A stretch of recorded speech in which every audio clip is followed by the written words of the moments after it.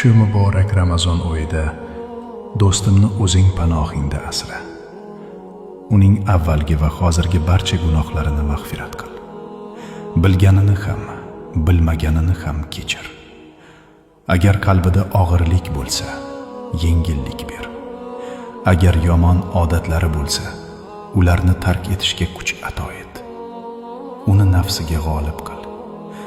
Do'stimdan o'zing rozi bo'l. Qadamlarini to'g'ri yo'ldan ayirma. Ota-onasiga uzun umr, baraka ber. Ularni umra va haj ziyoratlariga olib borishni do'stimga nasib et. Uni hech qachon kambag'allik bilan, muhtojlik bilan sinama. Odamlarga masxara bo'ladigan holga solma. Rizqini keng, qalbini pok, yuzini yorug' qil. Ramazonni uning hayotida yangi, pok bir sahifa qilgin. Amin.